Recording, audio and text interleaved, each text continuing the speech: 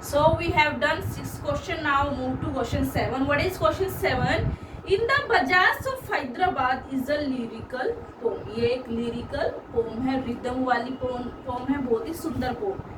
It expresses personal and emotional feelings of the poet. Poet की emotional feelings को, personal feelings, what did she feel, उसने market में क्या feel किया, तो वो ये show करती है poem.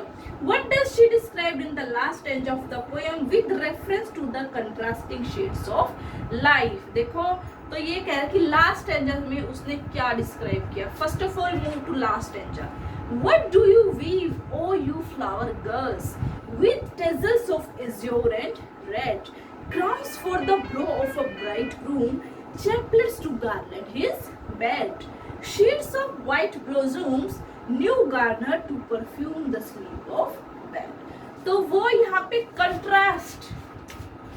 Question 7.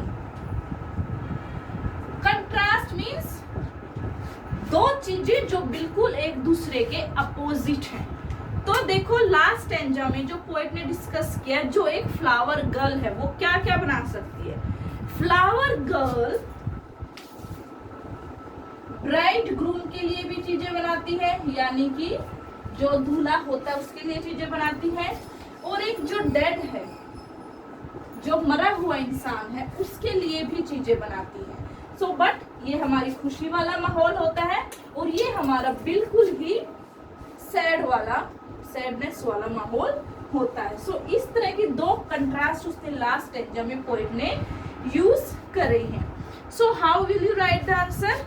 In the last stanza there are two references, okay, two different events we can discuss. One is a wedding with the mention of the bridegroom में हम wedding की feeling ले सकते हैं, and in the second stanza we can take the feeling of a dead के लिए वो white flowers की sheet बनाती है. okay, डेड के लिए जो हमारी फ्लावर गर्ल्स हैं वो व्हाइट फ्लावर्स की शीट बनाती हैं, और ब्राइड ग्रूम की वेडिंग के लिए वो क्राउन्स और चैपलेट्स बनाती है. Is it okay? तो इस तरह का कंट्रास्ट है जो हमसे क्वेश्चन 7 में पूछा गया है. Let's move to question 8. Visual imagery is depicted by the use of vibrant colors of things being sold in the bazaar. Mention the different colors that appeal to the poet.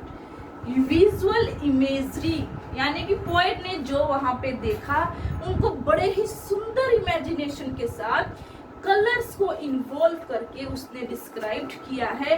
Visual imagery is डेपिक्टेड means बताई गई है use of vibrant colours. अलग अलग colours को use करके बहुत ही सुंदर imagery, बहुत ही सुंदर इमेजिनेशन हमें पोएम में दिखाई गई है. तो हमें डिफरेंट कलर्स बताने हैं जो पोएट ने पोएम में यूज करे हैं.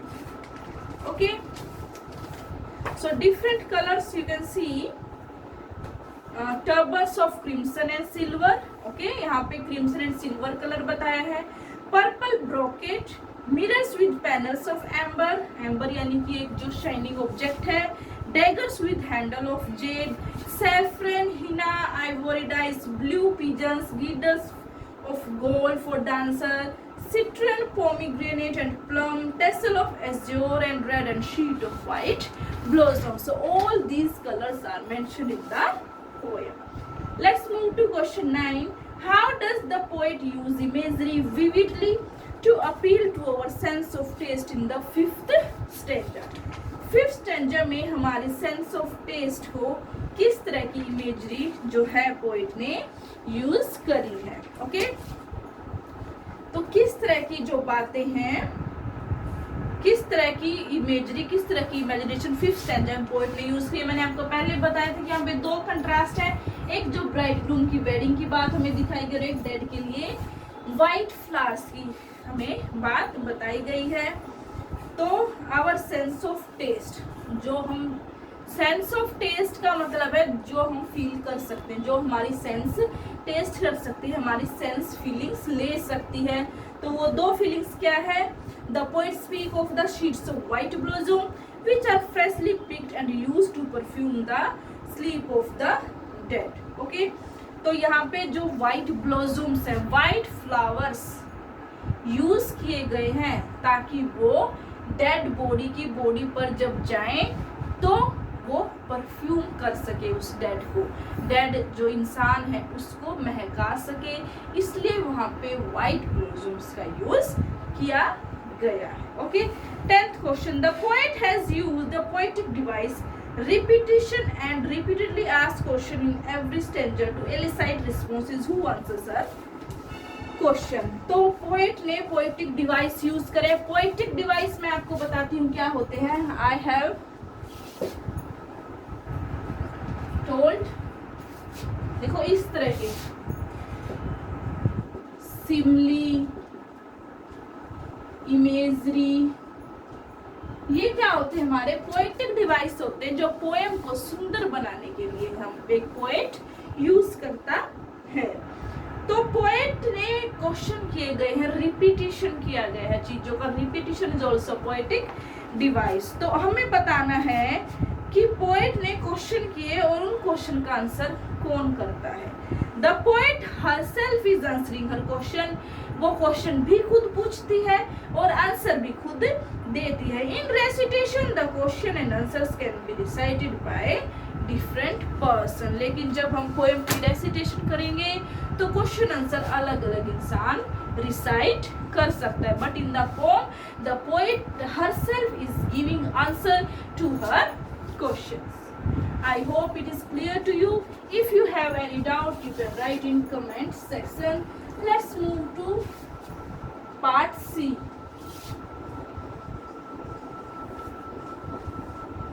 Part C, page 56. Okay.